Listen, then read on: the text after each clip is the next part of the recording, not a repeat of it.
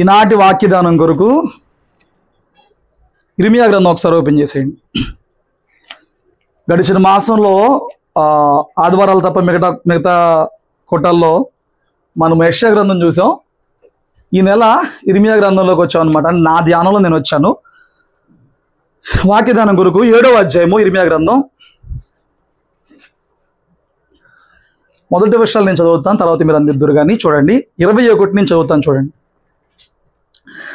సైన్యములకు అధిపతియు ఇశ్రాయేలు దేవుడునగు యెహోవా ఇలా సెలవిచ్చున్నాడు, మీ దహన బలులను మీ బలులను కలిపి మాంసమును భక్షించుడి. నేను ఐగుప్తు దేశంలో నుండి నీ పితరులను రప్పించిన దినమున దహన బలులను గూర్చి గాని బలులను గూర్చి గాని నేను వారితో చెప్పలేదు. అటు వాటిని గూర్చి నేను ఏ ఆజ్ఞ ఇయ్యలేదు. ఈ ఆజ్ఞను మాత్రం నేను వారికి ఇచ్చితిని. ఏదనగా నా మాటలు మీరు అంగీకరించిన ఎడల నేను మీకు దేవుణ్ణి యందును, మీరు నాకు జనులై యుందురు. మీకు క్షేమము కలుగునట్లు నేను మీకు ఆజ్ఞాపించుచున్న మార్గం అంతటి యందు మీరు నడుచుకొనుడి.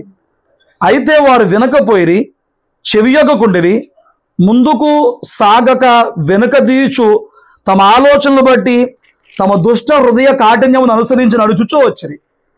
మీ పితరులు ఐగుప్తు దేశంలో నుండి బయలుదేరి వచ్చిన దినం మొదలుకొని నేటి వరకు మీరు వెనుక దీచు వచ్చిన వారే.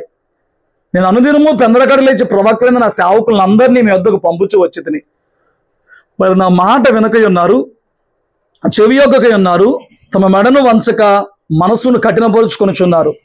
వారు తమ పితరుల కంటే మరీ దుష్టులైరి. చూడండి, యెషయా ప్రవక్త ద్వారా మాట్లాడిన మాటలు కొన్ని విన్నాం, అన్నీ కాదు కొన్ని విన్నాం. ఈ నెల ఇర్మియా ద్వారా దేవుడు మాట్లాడిన మాటల్లో కొన్ని విన్నాం. ఇక్కడ ఏం చెప్తున్నాడు? 21వ వచనం అన్నాడు, మీ దాన బలులు మీ బలులు కలిపి మాంసం భక్షించిన అన్నాడు.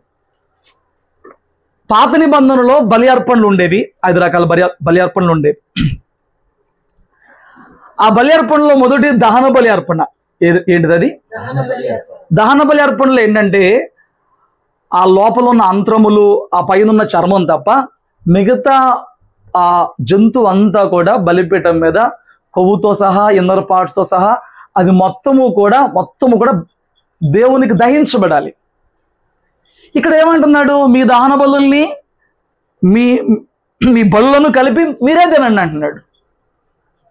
నాకొద్దు మీ బలి అర్పణలేవి, మీ అర్పణలేవి నాకొద్దు, మీరే తినండి. మీ అర్పణలకు నేనేమి ఆశపడినోడిని కాదు, మీ అర్పణలకు నేనేమి మొహమాసనోడిని కాదు. అసలు నేను మీ పితరులకు అర్పణల గురించి మొదట చెప్పలేదు. వాళ్ళకి నేను మొదట చెప్పింది ఏంటంటే, మీరు నా మాట వింటే మీరు నాకు ప్రజలై ఉంటారు, మీరు నా మాట వినకపోతే నాకు ప్రజలుగా ఉండరు. నేను ఒకే ఆజ్ఞ ఇచ్చాను, అదేంటనంటే నా మాటలు మీరు అంగీకరిస్తే నేను మీకు దేవుణ్ణి ఉంటాను, మీరు నాకు జనులై ఉంటారు. మీ క్షేమము కలుగునట్లు నేను మీకు ఆజ్ఞాపించిన మార్గం అంతట్లో నడుచుకోండి. నేను చెప్పింది అదే. కానీ ఆ రోజు నుంచి ఇర్మియా ప్రవక్త ఆ కాలంలో ప్రజలతో మాట్లాడే రోజు వరకు కూడా తమ పితరుల నుంచి ఈనోటి వరకు కూడా తమ దుష్ట హృదయం అనుసరించి నడుచుకుంటున్నారు తప్ప దేవుడు చూపించిన మార్గమును అనుసరించి నడుచుకునేవారు లేరంట. మెడ వంచట్లేదంట. ఏం చేయట్లేదండి? హృదయం కాఠిన్యమును అనుసరించి నడుచుకుంటున్నారంట.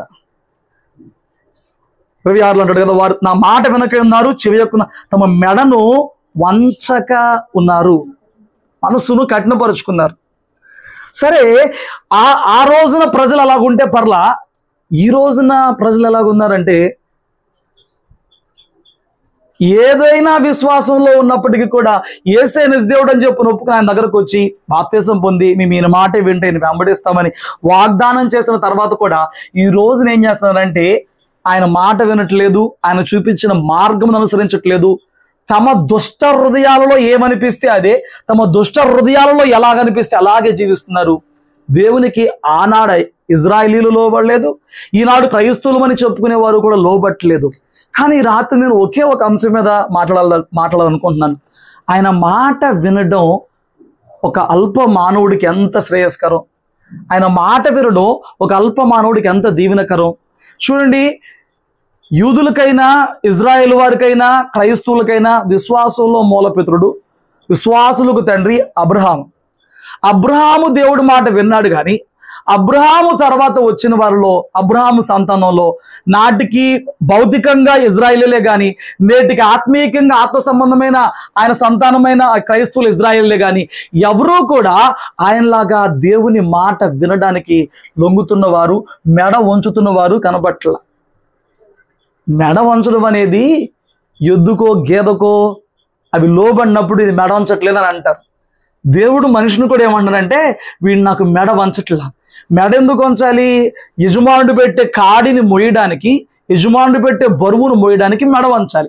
యేసయ్య నీ మీద తన కాడిని పెట్టే ప్రయత్నం చేసినప్పుడు నీ మెడ వంచకపోతే ఆయన నిన్ను పిలుచుకుంది ఎందుకు? ఏమండి, సంతలో 50,000 50,000 లక్ష రూపాయల కోసం 2 ఎద్దులు తెచ్చుకున్నాం. వాటి మీద మనము ఆ బండి పెట్టే కాడి పెట్టే ప్రయత్నం చేసినప్పుడు అవి లొంగకపోతే ఖర్చు పెట్టుకుని తెచ్చుకుంది ఎందుకు? ఉపయోగం ఉంటుందా? ఇప్పుడు యేసే తన రక్తం ధారపోసి నిన్ను కొనుక్కున్నప్పుడు ఆయన కాడి నువ్వు మొయ్యాలని చెప్పిన వాక్యం చెప్తున్నప్పుడు ఆయన కాడిని మెడ మీద పెట్టాలంటే నువ్వు ఆయన మాట వినాలిగా, ఆయన మార్గం అనుసరించాలిగా, నీ మనస్సును కఠినపరచకుండా ఆయన చెప్పినందుకు లోపడాలిగా. కొన్నిసార్లు ఆయన మాట్లాడింది నీ ఇష్టానికి వ్యతిరేకంగా ఉన్నా, నీ ఆలోచనకు వ్యతిరేకంగా ఉన్నా, నీ గురికి వ్యతిరేకంగా ఉన్నా, అబ్రహాములాగా ఏదైనా వదిలిపెట్టి రాగలిగినప్పుడేగా, ఏదైనా విడిచిపెట్టి ఆయన మాటకు లోబడినప్పుడేగా నువ్వు ఆయనకు బిడ్డవుగా ఉంటావు, ఆయన నిబంధనలో ఉంటావు, ఆయన నీకు దేవుడుగా ఉంటాడు. రోజును మీరు ఈ విషయాలు అర్థం చేసుకోండి. దేవుడికే కానీ, చదువు చెప్పే గురువుకే కానీ, కన్న తల్లిదండ్రులకే కానీ లోబడిన ఒక తరము ఈ రోజున మన కళ్ళ ముందు కనబడుతుంది. లోబడిన ఒక తరం కనబడుతుంది అనమాట. ఎవరికి లోబడతాడు అంటే ఎవరికి లోబడరు. అతి చిన్న వయసు నుంచి కూడా వాడి హృదయమును సాధారణుడు ఏలుబడి చేస్తా ఉన్నాడు. ఈరోజు నేను లోకంలో ఉన్న మనుషుల గురించి నేను మాట్లాడలేదులే కానీ మనము క్రీస్తు రక్తము ద్వారా సాతాను బంధకములో నుంచి విమోచించబడిన వారంగా ఉన్నాం. ఇది ధన్యత. ఇది మనుషులు చేయలేనిది, ఇది మనుషుల ప్రయాస వలన జరగనిది. ఆయన రక్తం పోయడం వలన మాత్రమే జరిగింది. ఈరోజు విమోచించబడిన నీవు ఆయన మాట వింటేనంటే ఆయన నీకు దేవుడుగా ఉంటాడంట. దేవుణ్ణి సంతోషపరిచే మార్గం ఏంటంటే ఒకసారి నేను వాక్యం వింటున్నప్పుడు ఒక వ్యాపారవేత్త అంట తన సంపాదనలో నుంచి 90% దేవుడికి ఇస్తాడంట, 10% మాత్రం అతను ఉంచుకుంటాడంట. దేవుడు అడిగింది 10%, అతను 90% దేవుడికి ఇచ్చేస్తాడంట, ఆ 10% తను ఉంచుకుంటాడంట. నేను అంటున్నాను 10 కాదు, తను 5 రూపాయలు ఉంచుకుని 95 రూపాయలు దేవుడికి ఇచ్చేసిన అది దేవునికి ఏమీ సంతోషం కాదు, అది దేవునికి ఏమీ గొప్ప కాదు. దాన్ని బట్టి దేవునికి ఏమాత్రం ప్రత్యేకత చూపించే లేదా వ్యక్తి కాదు. దేవునికి సంతోషము నువ్వు ఇచ్చే అర్పణలు బట్టే రాదు. అక్కడ అన్నాడు, మీ దహన బలులు మీరే తినండి, మీ బలులు మీరే తినండి. నాకెందుకు? నేనేమన్నా తింటానా? దేవుడు ఏమైనా డైరెక్ట్గా వచ్చి తింటాడా? అర్పణలు తింటాడా? కాదు కదా. ఆయన అంటున్నాడు, నేను ఇచ్చిన ఆజ్ఞనట్టు మీ పితరులు బయటకు వచ్చినప్పుడు నా మాట వినమని చెప్పా, నాటికి నేటికి నా మాట ఎవరూ కూడా వినట్లేదు. కానీ ఆయనకు సంతోషం కలిగించే విషయం ఏంటంటే, చూడండి, మన అందరికీ తెలిసిన వచనం ఒకటి చెప్తాను. 1 సమూయేలు గ్రంథం 15వ అధ్యాయము 22వ వచనం. అందుకు సమూయేలు తాను సెలవిచ్చిన ఆజ్ఞను ఒకడు గైకొనుట వలన యెహోవా సంతోషించినట్లు ఒకడు దహన బలులను అర్పించుట వలన ఆయన సంతోషించునా. ఒకసారి నేను భీమవరం వెళ్ళినప్పుడు హేమంత్ ఒక పింక్ కలర్ షర్ట్ ఒకటి వేసుకొచ్చాడు. పర్సనాలిటీ ఉంటుంది కదా హేమంత్, నాకు బాగా అనిపించింది. షర్ట్ బాగుందండి మీ తమ్ముడిది అన్న మధుతో. నెల తర్వాత ఏమో వాళ్ళు నాకు బట్టలు తీసుకున్నారు. ఆ బట్టలు తీసుకున్నప్పుడు సేమ్ అదే కలర్ షర్టు, అదే కలర్ ప్యాంటు తీసుకున్నారన్నమాట. ఇదేంటి నాకు ఈ బట్టలు తీసుకున్నారని అడిగా. సామాన్యంగా ఎవరన్నా తెల్ల బట్టలు తీసుకుంటారు పాస్టర్కి, వాళ్ళు అదే తీసుకున్నారు. ఇదేంటి నాకు ఈ బట్టలు తీసుకున్నారు అడిగితే వాళ్ళు అంటారు, మొన్న మీరు చూసి బాగుందన్నారుగా, మేము వెళ్ళినప్పుడల్లా కొబ్బరి అన్నం ఖచ్చితంగా ఉండేవాళ్ళు. ఒకసారి వండితే చాలా ఇష్టం నాకు కొబ్బరి అన్నం అంటే, నాకు నచ్చిద్ది, నాకు చాలా ఇష్టం అని చెప్పా. వెళ్ళినప్పుడల్లా పొద్దున్నే ఆ కొబ్బరికాయలు తీసి పగలగొట్టి తురిమి పాలు పిండి చేసేవాళ్ళు. ఏంటి ఇప్పుడు ఆ బట్టలను బట్టి ఆ భోజనం బట్టి సేవకుడిని సంతోషపరచాలి అని చెప్పని నేను చెప్తున్నాను. సేవకుడైనా దేవుడైనా, అసలు మొదట దేవుడే, తర్వాత సేవకుడైనా సంతోషించాలనంటే మీరు ఇచ్చే కానుకలను బట్టో, మీరు కొనిచ్చే లేకపోతే ఆ బట్టలను బట్టో, మీరు ఇచ్చే వాటిని బట్టో కాదు. ఇక్కడ దేవుడు చెప్తున్నాడు, తాను సెలవిచ్చిన ఆజ్ఞను ఒకడు గైకొనటం వలన యెహోవా సంతోషిస్తాడు. సేవకుడు కూడా అంతే, సేవకుడైనా అంతే. దేవుడు సంతోషించేది ఎలాగంట? తాను ఒక ఆజ్ఞ సెలవిచ్చినప్పుడు దానికి లోబడితే దేవుడు సంతోషం కలిగిద్దంట. హల్లెలూయా. ఈ రాత్రి నా డౌట్ ఏంటనంటే, నా ప్రశ్న ఏంటనంటే, ఈ నూతన సంవత్సరం వచ్చినప్పుడు ఎప్పుడు కూడా అనుకుంటాం కదా, ఈ సంవత్సరం గడిచిన సంవత్సరంలో చేసిన భక్తి కన్నా గొప్ప భక్తి చేయాలి, గొప్పగా ఆత్మీయ జీవితాలు ఎదగాలి, గొప్పగా ఫలించాలని చెప్పని కోరుకుంటాం. నాకు మధ్యాహ్నం సిద్ధపడుతున్నప్పుడు అనిపిస్తుంది, ప్రతి సంవత్సరం అనుకుంటాం, అసలు ఈ సంవత్సరం దేవుడిని సంతోషపరిచేలాగా ఒక మాటన్నా విన్నామా, ఒక పనన్నా చేశామా, దేవునికి ఏమైనా సంతోషం కలిగించామా? కళ్ళ ముందు కనిపించే సేవకుడు ఏదైనా ఇష్టం అంటే ఆ ఇష్టాన్ని ఎట్లాగైనా నెరవేర్చే ప్రయత్నం చేస్తున్నారు. వెరీ గుడ్, బానే ఉంది. సేవకుడు కాదు, సేవకుడిని పంపించిన దేవుడి పరిస్థితి ఏంటి? దేవుడిని సంతోషపరిచే ప్రయత్నం చేయాలనుకుంటున్నావా? దేవుడిని ఎట్లా సంతోషపరుస్తావు? దేవుని ఎలా సంతోషపరుస్తావు? నువ్వు మందిరానికి ఏదన్నా కొనిస్తేనో, లేకపోతే మందిరం పైన మళ్ళీ ఇంకొక స్టేర్ వేపిస్తేనో, మందిరానికి ఏమన్నా రంగులు వేపిస్తేనో, మైకులు కొనిస్తేనో దేవుడే సంతోషించడు. దేవుడే సంతోషించడు.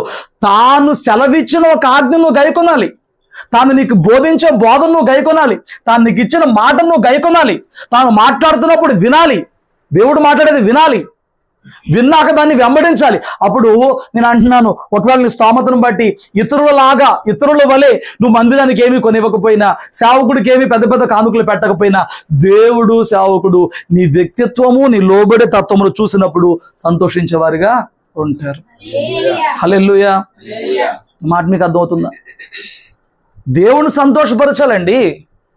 దేవుని సంతోషపరచాలంటే నా దగ్గర డబ్బు ఉంది, నా దగ్గర బలం ఉంది, నేను ఏదైతే దేవుడు చేస్తున్నానంటే, నువ్వు ఏది చేసినా దేవుడు చూసేది ఏంటంటే నా మాట విని లోబడుతున్నారా, వెంబడిస్తున్నారా, అదే చూస్తాడు దేవుడు, అదే చూస్తాడు దేవుడు. నువ్వు ఇచ్చే కానుకలు దేవుడికి ఏం అక్కర్లా, అవి దేవుడు నీకు ఇచ్చిందే. నువ్వు ఆ సంఘానికి నువ్వు ఇవ్వకపోతే దేవుడు ఇంకొక మార్గంలో కానుకలు ఎలా సేవకుడికి ఇచ్చి పోషించుకోవాలి అని తెలుసు. అది కాదు దేవుడు కావాల్సింది. ఆయనకు సంతోషం ఇచ్చే విషయం ఏంటంటే ఆయన ఆజ్ఞను గైకొనాలి. ఆయన నీకు నీ జీవితంలో ప్రతి విషయంలో ఎలాగూ జీవించమని ఆజ్ఞ ఇస్తున్నాడో, నేర్పిస్తున్నాడో, సేవకుల ద్వారా బోధిస్తున్నాడో ఆ ప్రకారంగా నువ్వు జీవించినప్పుడు, అది సేవకుడు చూసినా చూడకపోయినా, మనుషులు చూసినా చూడకపోయినా, నువ్వు చాలా భక్తి చేస్తున్నామని ఒకరు పొగిడినా పొగడకపోయినా, నీవు నన్ను దేవుడు చూస్తున్నాడు అని చెప్పని ఆయా విషయాల్లో నీ నీతిని నువ్వు కాపాడుకుంటే, నీ క్రియలను నువ్వు కాపాడుకుంటే, నీ క్రియలను నువ్వు వాక్యానుసారంగా ఉంచుకుంటే దేవుడు నిన్ను బట్టి సంతోషిస్తూ ఉంటాడు. ఆ సభలో అనేకులు వచ్చినప్పుడు దేవుడు అతిశయంగా చెప్తున్నాడు, నా సేవకుడైన యోబు గురించి నీకు తెలుసా, నా సేవకుడైన యోబు గురించి నీకు తెలుసా. ఎవరి గురించి చెప్పుకుంటామండి? ఎవరి గురించి చెప్పుకుంటాం? ఎవరు మనల్ని అధికంగా సంతోషపరుస్తారో వారి గురించి ఎక్కువ మాట్లాడే ప్రయత్నం మనం చేస్తాం. ఇప్పుడు అక్కడ సాతాను గాడు వచ్చినప్పుడు, నేను భూమాన్ని తిరిగొస్తున్నానని చెప్పి సాతాను గాడు చెప్పినప్పుడు దేవుడు వెంటనే అంటాడు, మరైతే నా సేవకుడైన యోబు సంగతి నీకు తెలుసా? ఎందుకు చెప్తున్నాడు? దేవుడికి యోబు వల్ల సంతోషం కలుగుతుంది. అది ఇచ్చే అర్పణల వల్ల ఏం కాదు. దేవుడు ఏం చెప్పాడు? నీతిమంతుడు, యథార్థపరుడు, నా యందు భయభక్తులు కలిగి చెడుతనాన్ని. మనమేమో ఇక్కడ ప్రార్థన చేస్తాం, ఆదివారం అయిపోయిన తర్వాత, ప్రార్థన అయిపోయిన తర్వాత లోకంలో ఉన్న చెడు ఏదో దాన్ని చేస్తాం. దేవుడికి ఎందుకు సంతోషం కలిగిద్దండి? నేను భక్తి చేస్తాను, నేను పాపము చేస్తాను అని చెప్పినానంటే దేవుడు వారిని అంగీకరిస్తాడా? ఆ ప్రార్థనలు అంగీకరిస్తాడా? ఆ అర్పణలు నువ్వు ఇచ్చినందుకు దీనిగా మార్చబడతాయా? ఇక్కడ సౌలు అంటున్నాడు, నన్ను ఎందుకు దోషులాగా చూస్తున్నావు, నేను తెచ్చిన గొర్రెలైనా మేకనా నీ దేవుడికి అర్పణలు చేసుకో అంటున్నాడు. దేవుడు చెప్పాడు అసలు అక్కడ ఏది పట్టురవుద్దని చెప్పాడు. ఇతను అంటున్నాడు మూర్ఖంగా, ఇన్ని తీసుకొచ్చింది దేవుడికేగా అర్పించాయి అంటున్నాడు. ఎవరికి కావాలి అర్పణలు? తాను సెలవిచ్చిన ఒక ఆజ్ఞను దేవుడు మనిషి గైకొన్నప్పుడు ఆయన అంట సంతోషించేవాడిగా ఉన్నాడంట. ఇప్పుడు నా డౌట్ మధ్యాహ్నం, ఈ సంవత్సరం నేను దేవుడిని ఎంత సంతోషపెట్టాను, ఈ సంవత్సరం నేను దేవుడిని ఎంత దుఃఖపెట్టాను, ఎంత సంతోషపెట్టాను, ఎంత దుఃఖపెట్టాను? ఆయన నాకు సెలవిచ్చింది అసలు వింటున్నానా? వినగలిగే స్థితిలో నేను ఉన్నానా? వినగలిగిన పరిధిలో నేను ఉన్నానా? ఆయన మాట్లాడేది వినగలిగిన స్థితిలో నేను ఉన్నానా? గ్రహించుకునే స్థితిలో నేను ఉన్నానా? అది విన్నాక గ్రహించుకున్నాక వెంబడించే స్థితిలో నేను ఉన్నానా? మధ్యాహ్నం నాకు చాలా ప్రశ్నలు వచ్చినాయి. ఇప్పుడు నువ్వేసుకో ఆ ప్రశ్నలు. 9వ మాసం దాకా ఆయన సజీవులుగా కాపాడుకొచ్చాడు కదా. 9వ మాసంలో ఎన్ని దుర్వార్తలు విన్నాం, 9 మాసాల్లో ఎన్ని భయంకరమైన సంఘటనలు చూసాం, విన్నాం మన పరిసర ప్రాంతాల్లో కూడా. ఏ కీడులో పడకుండా, ఏ తెగుల్లో పడకుండా, ఏ అపాయంలో పడకుండా నిన్ను కాపాడాడే. నీ బలం కాపాడుతుందా? నీ ధనం కాపాడుతుందా? నువ్వు పెట్టుకున్న బాడీ గార్డ్లో సెక్యూరిటీ ఎవరన్నా కాపాడుతున్నారా? ఎవరు కాపాడుతున్నారు నిన్ను? మరి కాపాడుచున్న ఆ దేవుణ్ణి సంతోషపెట్టాలా, లేకపోతే నిన్నగాక మొన్న పరిచయం అవుతున్న మనుషులు సంతోషపెట్టాలా? ఏమండి, నువ్వు తల్లి గర్భంలో నుంచి ఒంటరిగా వచ్చావు, నువ్వు వెళ్ళిపోయేటప్పుడు ఒంటరిగా వెళ్ళిపోతావు. దేవుని సింహాసనం ముందు నిలబడినప్పుడు ఒంటరిగా తీర్పులో నిలబడతావు. నీ లోకంలో సహవాసం చేసిన ఏ ఒక్కడు నీ క్రియలను బట్టి వచ్చి అక్కడ సాక్ష్యం చెప్పడు. మనుషుల గురించి నువ్వు దేవుని దుఃఖపెట్టే వ్యక్తిగా మారిపోతున్నావేమో, జాగ్రత్తగా ఉంది. మనుషులు సంతోషపడటానికి మనుషుల మాయల్లో పడిపోయి దేవుని వాక్యాన్ని అతిక్రమించి జీవిస్తున్నామేమో, జాగ్రత్త. నిత్యము వింటున్నప్పటికీ కూడా, నిత్యము దేవునితో మాట్లాడుతున్నప్పటికి కూడా అవిధేయత స్థితిలో పడిపోతున్నామేమో, జాగ్రత్త. చూడండి, ఇజ్రాయేలుతో ఇలా మాట్లాడుతున్నాడు. నిర్గమాకాండం 19వ అధ్యాయంలో, నిర్గమాకాండం 19వ అధ్యాయం 2వ వచనం నుంచి ఎవరైనా చదివి పెట్టండి. వారు రెఫీదీము నుండి బయలుదేరి సీనాయి అరణ్యమునకు వచ్చి అరణ్యమందు దిగిరి. అక్కడ పర్వతము ఎదుట ఇశ్రాయేలు విడసిరి. మోషే దేవుని యొద్దకు ఎక్కిపోగా యెహోవా ఆ పర్వతము నుండి అతనిని పిలిచి, నీవు యాకోబు కుటుంబీకులతో ముచ్చటించి ఇశ్రాయేలుకు తెలపవలసినదేమనగా, నేను ఐగుప్తీయులకు ఏమి చేసితునో మిమ్మల్ని గద్ద రెక్కల మీద మోసి ఇజ్రాయేలీల్ని ఎలాగ తీసుకొచ్చాడంట? గద్ద మరి ఇంకే పక్షి చేయదండి. గద్ద తన రెక్కల మీద తన బిడ్డల్ని మోసిద్ది. గద్ద ఏం చేసిద్ది తెలుసా? తన రెక్కల మీద మోసిద్ది. నాకు యేసన్న గారి పాటలు అత్యున్నత సింహాసనం అనే పాట చాలా ఇష్టం. అందులో ఆఖరి వచనంలో ఇలా అంటాడు, పక్షిరాజువై నీ రెక్కలపై మోసితివే, నీవే నా తండ్రివై నా బాధ్యతలు భరించితివే. ఏం చేస్తున్నారంట మన తండ్రి?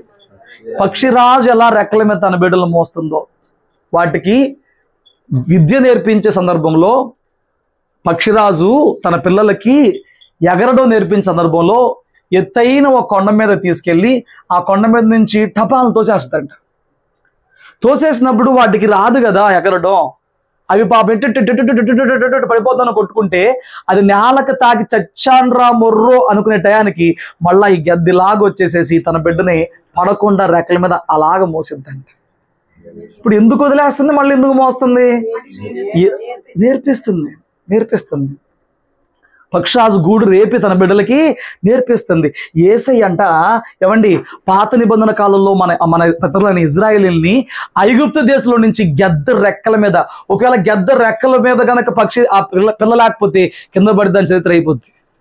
గద్ద రెక్కల మీద ఎలాగైతే మోసిందో తన ప్రజలను అలా గద్ద రెక్కల మీద మోసుకుంటూ వచ్చాడంట. నీ బాధ్యతలు కూడా అలా భరిస్తూ వస్తున్నారంట. నీ బాధ్యతలు భరించేది నీ భర్త అనుకుంటున్నావేమో, నీ బాధ్యతలు భరించేది నీ తండ్రి అనుకుంటున్నావేమో, నీ భార్య అనుకుంటున్నావేమో. నీ బాధ్యతలు భరిస్తుంది ఎవరో తెలుసా? నీ కుటుంబ భారం మోస్తుంది ఎవరో తెలుసా? నీ కుటుంబంలో అక్కలు తీరుస్తుంది ఎవరో తెలుసా? ఆయనే. మోస్తున్నవాడు ఆయనే. ఆ భారం మోస్తున్నవాడు ఆయనే. నీ జాబో నీ తెలుగు నువ్వేదో అనుకో మాకు, ఆయన నీ భారము మోస్తున్నాడు. ఇప్పుడు నేను ఇంత చేశా కదా, ఇప్పుడు ఆయన ఏమంటున్నాడు 5వ వచనంలో? నేను ఇంత చేశాను కదా, మీరు నా మాట శ్రద్ధగా విని నా నిబంధన అనుసరించి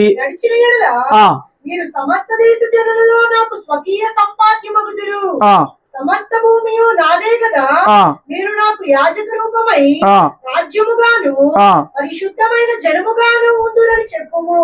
నీవు ఇశ్రాయేలుతో పలకవలసిన మాటలు ఇవే. ఇప్పుడు చూడు ఏమంటున్నాడు? మీరు నేను చెప్పిన ఆజ్ఞల్ని నిబంధనలు పాటిస్తే సమస్త జనులలో మీరు నా సంపాద్యంగా ఉంటారు, మీరు నా సొత్తుగా ఉంటారు. ఎలా మారతారంట? నువ్వు దేవుని సొత్తు ఎప్పుడవుతావో చెప్పనా? ఆయన రక్తంలో కొనబడ్డావు, నువ్వు దేవుని సొత్తువే. నువ్వు సంపూర్ణమైన ఆయన సొత్తుగా మారాలంటే ఆయన నిబంధనలో నిలిచి ఆయన ఆజ్ఞలు పాటించినప్పుడు ఆయన సొత్తైన ప్రజగా. లోకంలో ఎందరో ఉన్నారు, అందరూ ఆయన బిడ్డలే, అందరూ ఆయన పొలుకులో జీవిస్తున్న వారే, అందరూ ఆయన జీవం కలిగి బతుకుతున్న వారే.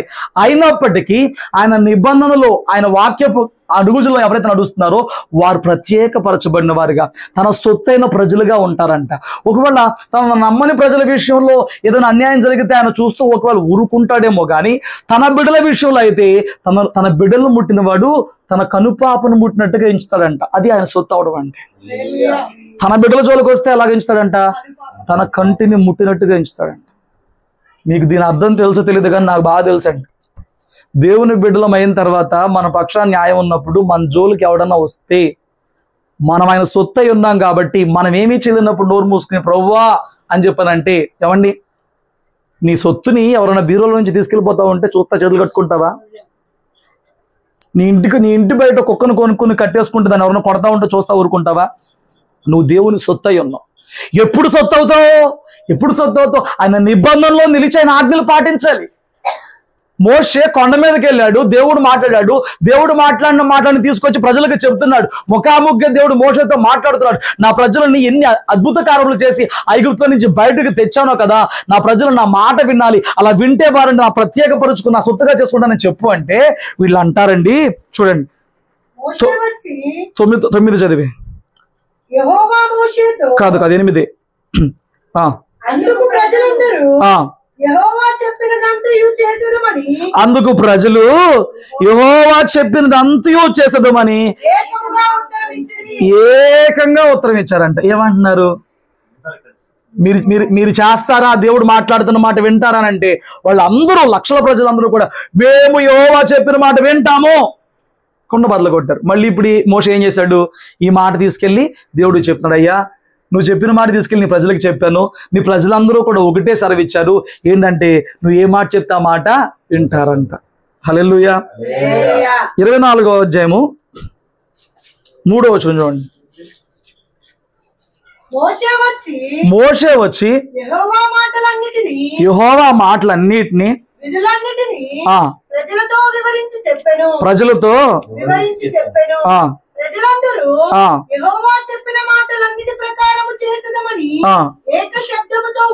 మళ్ళీ ఏం చేశారంట? ఇప్పుడు మనం ఆరాధన చేస్తే ఎక్కడ దాకా కనబడిద్దండి? దగ్గర ట్రాన్స్ఫర్ దాకా వెళ్ళిపోద్దా? మరి వాళ్ళు 20 లక్షలు 30 లక్షల జనాభా ఏకస్వరంతో ఒకే మాట చెప్తే అట్టుంటదండి. అసలు పులకరిచ్చిపోద్ది కదా, ఒకటే మాట అంతమంది చెప్తే. మేము చేసేదము వాళ్ళకి గగ్గోలు పెడుతున్నారు. 19వ అధ్యాయంలో అడిగినప్పుడు ఏం చెప్పారు? మేము చేస్తామని చెప్పారు చెప్పలేదా? సరే 24వ అధ్యాయం అడిగినప్పుడు ఏం చేశారు? పైకి వెళ్ళి 10 ఆజ్ఞలు తీసుకొచ్చినప్పుడు మేము చేస్తామని చెప్పారు. మళ్ళీ పైకి వెళ్ళాడు, ఈసారి 40 రోజుల కోసం. ఎవరు? మోషే 40 రోజులు ఉండి ఆ మందసం గురించి, ప్రత్యక్ష గుడారం గురించిన విషయాలు తెలుసుకుని వస్తానికి, ధర్మశాస్త్రం రాసుకొస్తానికి పైకి వెళ్ళాడు. ఇప్పుడు 19వ అధ్యాయం 24వ వచనంలో వీళ్ళు ఇచ్చిన మాట ఏంటి? మేము చేస్తాం, మమ్మల్ని ఐగుప్తులను తీసుకొచ్చింది మేము ఎందుకు వదిలేస్తాం? మాకు దేవుడు ఎన్ని మేలు చేశాడు? ఐగుప్తుల పిల్లలు చచ్చిపోతే మా పిల్లలు మాత్రం బతుకున్నారంటే మామూలు విషయమా? ఐగుప్తులు వచ్చినప్పుడు సముద్రం పాయలైపోయి మేము బయటకు వచ్చి వాళ్ళు చచ్చిపోయారంటే మామూలు విషయమా? ఎందుకు అప్పు దేవుడు మేము ఎందుకు వదిలేస్తామండి? అమ్మో ఏం చెప్పుకొచ్చారో ఒకప్పుడు. మీరు ఎందుకంటే అడుగుతున్నారు మేము చేయమని? మేము తప్పకుండా చేస్తాం. కొంతమంది చెప్తారండి అసలు తడిగొట్టేసి పడుకోవచ్చామనిపించింది. అలా అంత స్ట్రాంగ్గా చెప్తారన్నమాట మాటలు. పుడుకుంటే తడిగొట్టేసుకుని ఇంకేడు మంచి భక్తి చేస్తాడు అనుకుంటాం అనమాట. సరే ఏం జరిగింది వాస్తవానికి? ఇలాగా ప్రగల్భాలు పలికి మేము యెహోవాను సేవించదని చెప్పిన వాళ్ళందరూ ఏం చేశారు? వాస్తవం ఏంటో చూద్దాం. 32వ అధ్యాయము 7వ వచనం నుంచి కింద చదవండి. మోషేతో ఇట్లనెను, నీవు దిగి వెళ్ళుము, ఐగుప్తు దేశము నుండి నీవు రప్పించిన నీ ప్రజలు చెడిపోయిరి. ఐగుప్తు దేశము నుండి నువ్వు రప్పించిన ప్రజలు చెడిపోవడం అంటే ఏంటంట? చదువు అక్కడ ఉంది. నేను వారికి నియమించిన త్రోవ నుండి త్వరగా తొలగిపో. నేను వారికి ఒక త్రోవ నియమించాను కదా, మేము వింటాం అన్నారు కదా. ఆజ్ఞల్లో ఆ 10 ఆజ్ఞలు చెప్పాడు. చెప్పినప్పుడు 10 ఆజ్ఞలో మొదటి ఆజ్ఞ ఏంటి? నీ దేవుడైన యెహోవాను సేవించవలెను, ఆయన తప్ప నీకు వేరొక దేవుడు ఉండకూడదు. మొదటి ఆజ్ఞ కదా అది. ఇప్పుడు ఆ విషయంలో అంట త్రోవ నుండి తొలగిపోయారు. ఏమైపోయారండి? త్రోవ నుండి తొలగిపోయి తమ కొరకు కోత పోసిన దూడను చేసుకొని దానికి సాగిలపడి బలి నర్పించి, ఓ ఇశ్రాయేలు, ఐగుప్తు దేశము నుండి నిన్ను రప్పించింది దేవుడు ఇదే అని చెప్పుకొని ఆ దూడ రప్పించిందండి. ఆ దూడ రప్పించిందా? చూడండి, ఆ రోజు వాళ్లే కాదు, ఈరోజు క్రైస్తవుల్లో మాకు బాప్తీసం ఇవ్వండి, మాకు బాప్తీసం ఇవ్వండి. మరి బాప్తీసం తీసుకున్నాక ఖచ్చితంగా ఉండాలనే విషయాల్లో ఉంటారని అంటే ఉంటాం. మా దేవుడు మాకు ఎన్ని మేలు చేశాడు, మేము బాప్తీసం తీసుకుంటాం. ఆ ఉద్రేకాలు యాడ్ నుంచి వస్తాయోనండి. అసలు వాళ్ళని చూస్తే అనిపించింది వీడు నా త్వరలోనే చిన్న పాస్టర్ అయిపోతాడేమో, నేను రిటైర్ అయిపోవచ్చామనిపించింది వాళ్ళని చూస్తే నాకు. అంత ఫ్లో ఉంటుందండి. ఒక్కొక్కళ్ళు ఉద్రేకంగా మాట్లాడతారు. అసలు వాళ్ళని చూస్తే అనిపించింది నా భక్తి అని చల్లారిపోయింది అనిపించింది ఒకళ్ళు చూస్తే ఒకసారి. అలా అనిపించేద్దండి వాళ్ళని చూస్తే. వీళ్ళు అలాగే చెప్పారుగా, మేము చేస్తాం మా దేవుడిని వెంబడిస్తామని చెప్పుకొచ్చారు. మోషే వెళ్ళి 40 రోజుల పైన ఉన్నాడు. వీళ్ళకి ఏం తోసిపడి కావట్లా. కూర్చుని ప్రార్థన చేసుకోవచ్చుగా, దేవుడిని స్తుతించవచ్చుగా, దేవుడిని కనపరచవచ్చుగా. ఏమండి, జరిగిపోయిన కార్యములు ఆశ్చర్యకారాలు ఉన్నాయి కదా, వాటిని తలపోసుకుని చెప్పొచ్చుగా. ఇంతకుముందు డైరీ రాసేవాడిని, ఈ మధ్యకాలంలో బద్ధకం వచ్చేసి రాయబుద్ధిగా రాయట్లా. రాగిపోవడం వల్ల ఎంత మైనస్ అవుతుందనంటే, ప్రతి నెల ఒక గొప్ప కార్యం వింటున్నా. నా జీవితంలో ప్రతి నెల దేవుడు ఒక గొప్ప కార్యం చేస్తున్నాడు. ప్రతి వారంలో కూడా ఒక సాక్ష్యం వింటున్నాను. ఎన్ని కార్యాలు దేవుడు చేస్తుంటే అవి నా జీవితంలో, మన జీవితంలో గుర్తుంటున్నాయా అండి? గుర్తుంటున్నాయా? ఎప్పటికప్పుడు పరగడుపులాగా ఉంటారు కొంతమంది. దేవుడు ఎన్ని మేలులు చేసినా ఏమంటే రాసుకుంటా పోతే ఈ సంవత్సరం ఎన్ని మేలులు చేశాడు దేవుడు. సంవత్సరం స్టార్టింగ్లో నన్ను ఏమైనా పిలుస్తారా ఇంట్లో అక్కడికని చెప్పి అనుకున్నా. ట్రైనింగ్కి 360 అప్లికేషన్లు వెళ్తే అందులో 50 పిక్ చేస్తే నాది కూడా ఉంది. అక్కడికి వెళ్ళి నాకు దేవుడు నాతో మాట్లాడాడు. ఆ జనవరి నుంచి ఈ సెప్టెంబర్ దాకా కూడా ఎన్ని కార్యాలు దేవుడు చేసుకుంటూ గుర్తుంటున్నాయా? అది గుర్తున్నప్పుడు, నా దేవుడు నన్ను ఎంతగా కాపాడుతున్నప్పుడు, ప్రేమ చూపిస్తున్నప్పుడు, నేను నా దేవుడు మాట వినాలనే భయము నిత్యము మన హృదయంలో ఆ దేవోక్తి వలె వినబడుతుందా? భయం వినపడుతుందా? మోషే కొండ మీద దేవునితో మాట్లాడి వీళ్ళకి ధర్మశాస్త్రం తెచ్చే ప్రయత్నంలో ఉంటే వీళ్ళకంట అహరోనా, నీ తమ్ముడు నాడో పోయాడో తెలియదు, కానీ మనం ఏం చేద్దామంటే మనం ఒక దేవుణ్ణి చేసుకుందాం. ఏం చేస్తారంట? దేవుడు మనల్ని చేయాలరా నాయన, మనం దేవుడిని చేస్తామేంటి?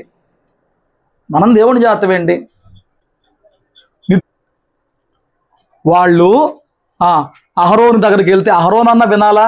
మీరు ఆగండి, నేను ఏదో పరిశీలన చేస్తాను, కొండ కింద యెహోషువ ఉంటాడు, వెళ్తాను, ఏదో ఒకటి చేయాలా? మీరు అట్టంటే అట్టగంట, విశ్వాసులు ఎట్టంటే అట్టాగని చెప్పిన పాట పాడితే సేవకుడికి 2 దెబ్బలు, విశ్వాసులకు 1 దెబ్బ.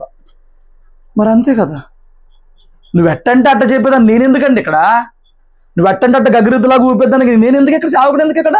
సేవకుడు అంటే పైన ఉన్న ఆజ్ఞని కింద చెప్పాలి, కింద ఉన్న దానికట్టు ఊపేద్దే పైన అంత కనెక్షన్ ఏముంటుంది దేవునితో?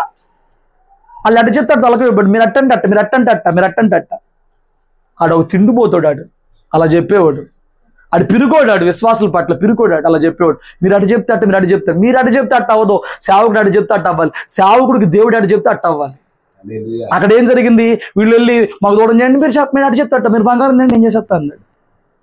దౌర్భాగ్యం కాకపోతే మళ్ళీ ఈయన వచ్చేసేసి మోషే మీద ఒకసారి సనిగాడు. మా తమ్ముడే ప్రవక్త సనిగాడు ఒకరోజు గుర్తుందా? మరి అట్లా ఉంటాయి పనులు. ఆ మోషే పైన దేవునితో లీనమైపోయి పరవశించిపోయి ఉంటే దేవుడే పిలిచి మోషేకి చెప్తున్నాడు, నువ్వు తీసుకొచ్చిన ప్రజలు వెంటనే త్రోవ తప్పిపోయిన వారుగా ఉన్నారు, నన్ను దుఃఖపెడుతున్నారు, నువ్వు కిందకెళ్ళు. అయ్యా వాళ్ళ మాట ఎంత అన్నారులే అయ్యా, ఎవరో వాళ్ళ, నువ్వు వెళ్ళు తెలిసిద్ది నీకు. కిందకు వచ్చినప్పుడు పాపం యెహోషువ కింద ఉన్నాడు కదా, యెహోషువ అంటాడు, అయ్యా ఏదో యుద్ధం జరుగుతుంది అనుకుంటే పాళెంలో. పాపం పిచ్చోడు ఏంటంటే యుద్ధ స్వరం అనిపిస్తుందంట, అమ్మో యుద్ధం జరిగిపోతుంది, మనం ఎక్కడున్నాం అంటున్నాడు. అది యుద్ధ స్వరం కాదు, జయధ్వని కాదు, అపజయధ్వని కాదు, సంగీత నాదం. తప్ప తాగి బొమ్మ ముందు విందు చేసుకుని ఆడతాం, గెంతులేస్తాం. అది దేవుని సన్నిధిలో ఉంటాయా? తినటం, తాగడం, గెంతులేస్తాం, డాన్సులు వేస్తాం, ఏమండి డీజేలు పెట్టుకుని నూరేగుతూ మనకుంటాయా? ఆ రోజే ఒప్పుకోలే దేవుడయ్యి,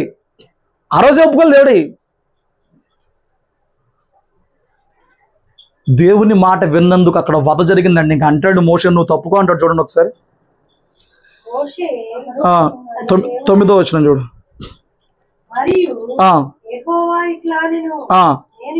నేను ఈ ప్రజలను చూసి ఉన్నాను,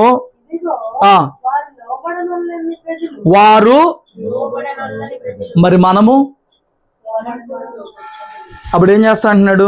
కావున ఆ నీవు ఊరకుండుము. ఆ నా కోపము వారి మీద మండును.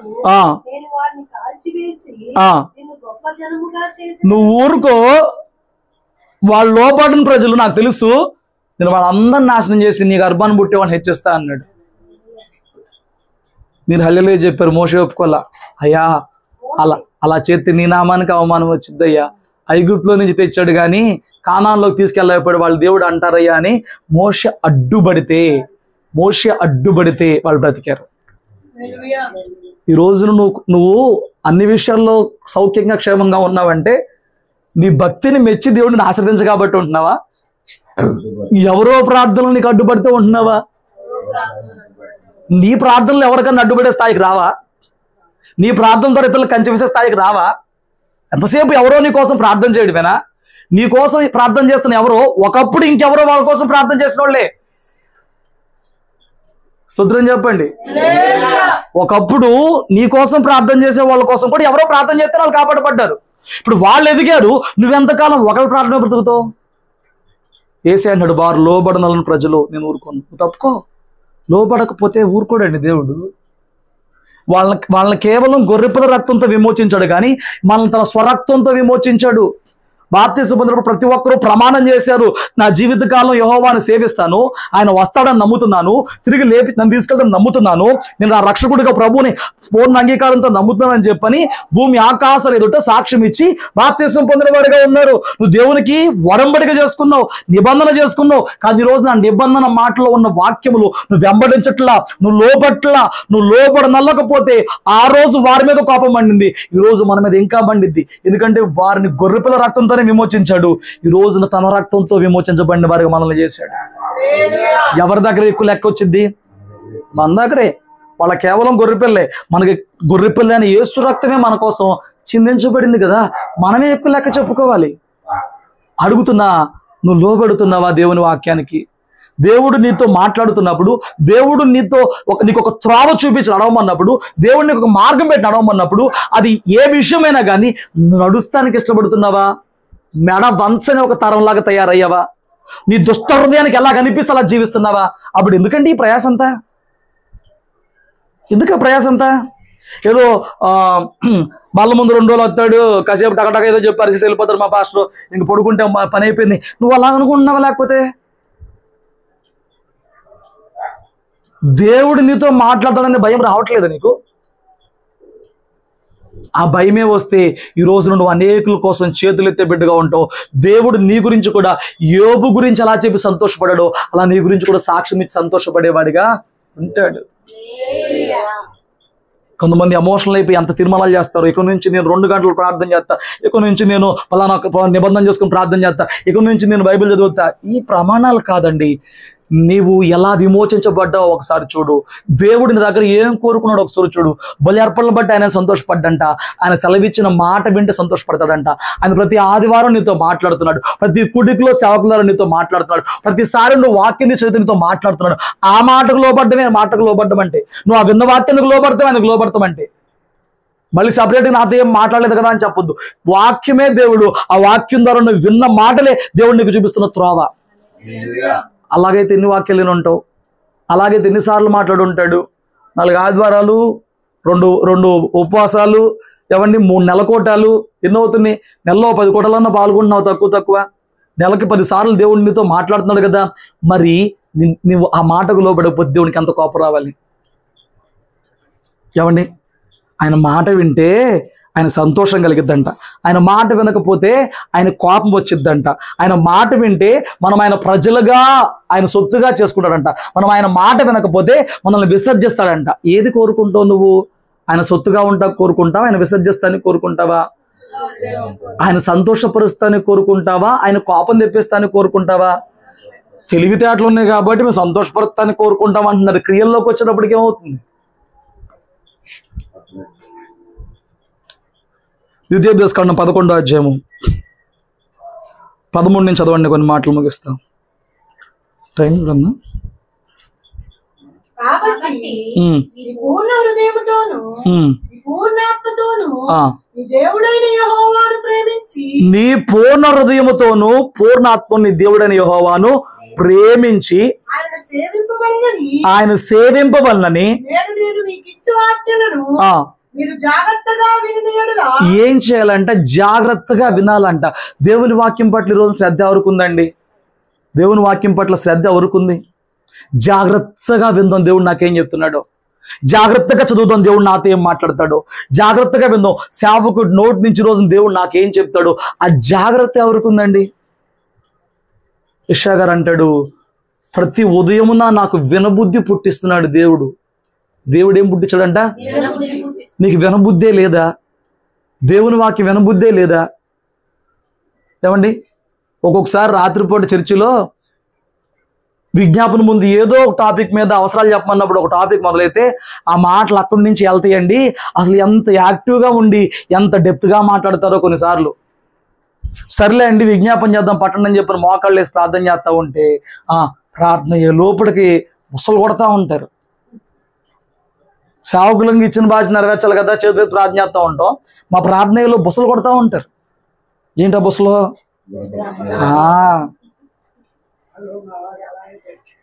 బుసలు కొడతా ఉంటారండి. నేను అన్నాను, లోకపు విషయాలు చెప్పడానికి వినటానికి ఉన్న నీకు ఆ శ్రద్ధ, ఇతరుల పర్సనల్ విషయాలు, ఇతరుల ప్రైవేట్ విషయాలు వినటానికి ఉన్న శ్రద్ధ, దేవుడు నీతో మాట్లాడుతున్నప్పుడు జాగ్రత్తగా విందామని నీకు లేదా? ఏమండి, దేవుడు నీతో మాట్లాడడం అంటే ఏంటి?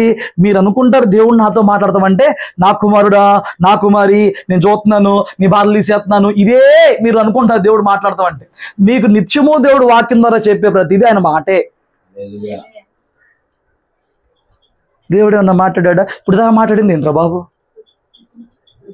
ఏమండి, ఇర్మియా గ్రంథం 6:10 అంటాడు,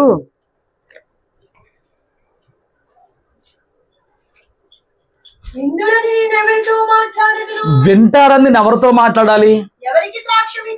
ఎవరికి సాక్ష్యం ఇవ్వాలి? వినటానికి తమ మనస్సును సిద్ధపరుచుకొనరు గనుక. ఇంకో మాట అన్నాడు అక్కడ, దేవుని వాక్యమందు సంతోషం లేదంట. దేవుడి వాక్యం అంటే మరి ఏంటి? మరేం కావాలి? లోకల్లో ఉన్న న్యూస్ చెప్తే బాగా వింటారు, లోకల్లో ఉన్న అఫైర్స్ చెప్తే బాగా వింటారు, లేకపోతే పెట్టకథలు తీసుకొచ్చి 4 జోకులు తీసుకొచ్చి కుళ్ళు జోకులు చెప్తే బాగా వింటారు. దేవుని వాక్యం చెప్తుంటే ఎంతసేపు రా బాబు, ఇప్పుడు నువ్వు ఏమైనా చెప్పగలవా? చెప్పు, లేకపోతే దేవుని వాక్యం. అక్కడ దేవుని మాట వింటారని నేను ఎవరితో మాట్లాడాలి? వింటానికి వారి హృదయాన్ని సిద్ధపరచు. నీ హృదయాన్ని ప్రతి ఉదయాన్ని సిద్ధపరచుకుంటున్నావా? దేవుడు నీతో మాట్లాడతాడు. ప్రతి కూడిక ఉన్న రోజున 6ంటికి కోట ఉంటే 5ంటికాడ నుంచి 6 దాకా ప్రార్థనలో కూర్చో. 5ంటికల్లా మొత్తం చాపలేసేసి మొత్తం వచ్చి ఇక్కడ వాళ్ళే కదా, మీరు వచ్చి కూర్చొని ప్రార్థన చేయండి, ఈ రోజు నాతో మాట్లాడు ప్రభువా అని చెప్పని. ఆ రోజు వాక్యం ద్వారా సేవకుడు నడిపింపు ఎలా మార్చి నీకు ఎలాంటి సమాధానం ఇస్తాడో చూడు ఒకసారి. అప్పటిదాకా ఆ గొడవ ఈ గొడవ, ఆ ఫోన్ ఈ ఫోన్ మాట్లాడుకుంటా హడావుడు కూర్చుంటే దేవుడు మాట్లాడేది నీకు ఏం వినిపించింది? ఆయన అన్నాడు, నేను ఎవరితో మాట్లాడినా వాళ్ళు సిద్ధపట్ల వినటానికి, వాళ్ళు వినటానికి సిద్ధపట్ల. కానీ పూర్ణ హృదయంతో ప్రేమించి పూర్ణ హృదయంతో సేవించి దేవుని మాట వింటేనంట అక్కడ చూడండి ఎలాంటి వాగ్దానాలు ఇస్తాడు. 14 వచనం 11-14 ద్వితీయోపదేశకాండం తీస్తారు అక్కడ చెయ్యి. 11-14 ద్వితీయోపదేశకాండం. నేను నీకు ఇచ్చు ఆజ్ఞలను మీరు జాగ్రత్తగా విని యెడల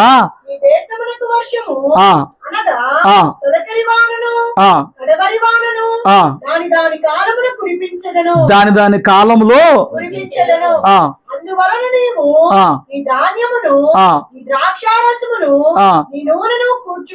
చూడండి, ఇప్పుడు సమృద్ధి ఇస్తాడంటున్నాడు. సమృద్ధి ఎట్లా ఇస్తాడంటున్నాడు?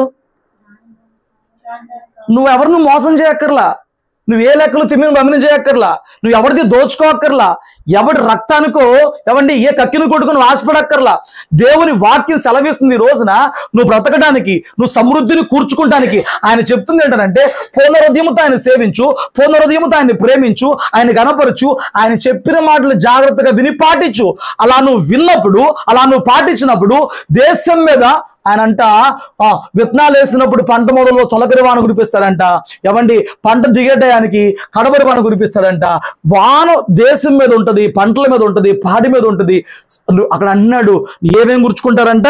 ధాన్యమును, ద్రాక్షారసమును, నూనెను కూర్చుకుంటావు. దేవుని మాట వింటే సమృద్ధి ఉంటదండి. బ్రతుకు దరిద్రం ఎందుకు అంటే నువ్వు దేవుడి మాట వింటలా. దేవుడు మాట్లాడుతున్నాడని తెలుసు, ఆ మాట వినాలని తెలుసు, కానీ మెడ వంచకుండా కఠినం చేసుకుంటున్నావు. మెడ వంచట్లా.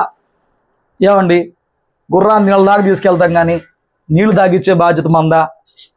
ఎంత నడకై పెట్టింది నీళ్ళలో ముంచినా అది సక్ చేయాలి కదా, అది పేల్చాలి కదా. అది అది అది అది ఇష్టపడినప్పుడు మనం ఏం చేస్తాం? నిన్ను ఏదో ఒకటి చెప్పి తీసుకొని ప్రార్థనలో కూర్చోబెడతాం, కానీ నీ జీవితంలో పాటించాలా వద్దా అని ఆ లోబడే మనసు నువ్వు తెచ్చుకోవాలి కదా, ఆ భయం నువ్వు తెచ్చుకోవాలి కదా, ఆ ఆసక్తిని, ఆ ఆశ నీకు పుట్టాలి కదా. నేను దేవుడి మాట వింటాను, దేవుడు ఇప్పుడైనా నా జీవితాన్ని బాగు చేస్తాడు, దరిద్రం తీసేస్తాడు, నీకు పుట్టాలి కదా. ఏమండి, ఈ లోక సంబంధమైన వ్యక్తుల్లాగా ధనం కోసం ఏదో ఏదో ఒక వంకర మార్గం, ఏదో తప్పుడు మార్గంలో నువ్వెందుకు ప్రయాణం చేయాలి? నీ దేవుడు నీకు వాగ్దానం చేశారు కదా, నన్ను ప్రేమించు, పునరుద్ధరణ నన్ను వెంబడించు, నా మాట విను చాలు. నువ్వు నీ కొట్ల నిండా కూర్చుకుంటావు, ధాన్యం, ద్రాక్షరసం, నూనె సమృద్ధిగా కూర్చుకుంటావు. వాగ్దానం చేశాడు ఆయన.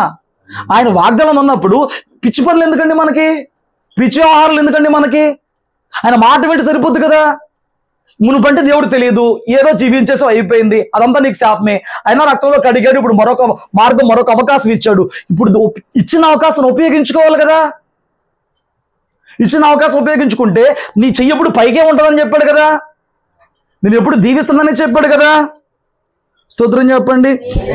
చూడండి అంటున్నాడు 15వ వచనం, మరియు నీవు విని తృప్తి పొందినట్లు నీ పశువుల కొరకు నీ చేరయందు గడ్డి మొలపించును. చూడండి, నీకు వర్షం కురిపించి నీకు పంట సమృద్ధికి ఇస్తాడంట. నీ ఇంట్లో ఉన్న పశువుల కంట గడ్డి సమృద్ధిగా వచ్చిందంట. అవి తింటే పాలు వస్తే, లేకపోతే నువ్వు ఆ పశువుల్ని, ఆ గొర్రెలు మేకలైతే వాటిని నువ్వు కోసుకుని తింటావు. నువ్వు తిని తృప్తి, నీ తృప్తి కోసం ఆయన ఏం చేస్తారంట. కొందరు జీవితాలకు తృప్తి ఉండదండి, ఎందుకంటే వాళ్ళు దేవునికి లోబడరు, దేవుని వెంబడించరు కాబట్టి. వాళ్ళు ఎంత సంపాదిస్తున్నా, ఏం చేస్తున్నా, ఏమి కొనుక్కుంటున్నా, ఎన్ని కొనుక్కుంటున్నా బతుకు తృప్తి రాదు. ఆ తృప్తి ఎందుకు రాదు అంటే వాడు సంపాదించింది, వాడు కొనుక్కుంది తన ప్రయాసతో, తన ఆలోచనతో, తన కుయుక్తితో జిత్తులతో తప్ప దేవుడిచ్చిన ఆశీర్వాదం కాదు అది. దేవుడిచ్చిన ఆశీర్వాదం అయితే, దేవుడిచ్చిన దీవెన అయితే అది కొద్దిగా ఉన్నా కానీ ఆ వ్యక్తి తృప్తిగా ఉంటాడు. అది 5,000 అయిన రోజున ఆ వ్యక్తి తృప్తిగానే ఉంటాడు. అది 50,000 అయిన రోజున తృప్తిగానే ఉంటాడు. ఆ సంపాదన 5 లక్షలు అయినప్పుడు కూడా వాడు తృప్తిగానే ఉంటాడు. ఎందుకంటే ఇచ్చేది ఎవరంటే దేవుడు. నీ బ్రతుకులో తృప్తి ఉందా? ఎవరికి తృప్తి ఉంటుంది?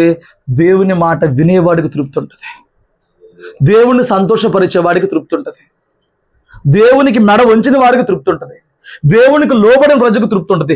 లోబడిన వారి మీద ఆయన కోపం కదా మండుతుంది. ఆయన కోపం నీ మీద ఉన్నప్పుడు నీకు సంతోషం ఎక్కడి నుంచి వచ్చింది? నీకు తృప్తి ఎక్కడి నుంచి వచ్చింది? హల్లెలూయా. 15వ అధ్యాయం ద్వితీయోపదేశకాండం 15వ అధ్యాయం 5వ వచనం చదివి పెట్టండి. కావున నేడు నేను నీకు ఆజ్ఞాపించుచున్న ఈ ఆజ్ఞలన్నిటినీ అనుసరించి నడుచుకొనుటకు నీ దేవుడైన యెహోవా మాటను జాగ్రత్తగా విని యెడల. ఎలా వినాలంట? జాగ్రత్తగా విని యెడల. అక్కడ ఏం చెప్పాడు? జాగ్రత్త అనే మాట మనం వేటికి చెప్తాం? ముఖ్యమైన విషయాలకి చెప్తాం. జాగ్రత్త అనేది ఎప్పుడు చెప్తాం? యేసయ్య జాగ్రత్తగా వింటే జాగ్రత్తగా వింటే నువ్వేం చేయాలి? జాగ్రత్తగా ఆయన మాటలు వింటే, అక్కడ చూడు వాగ్దానం ఎలాగుందో, మీలో బేదలో ఏంటంట?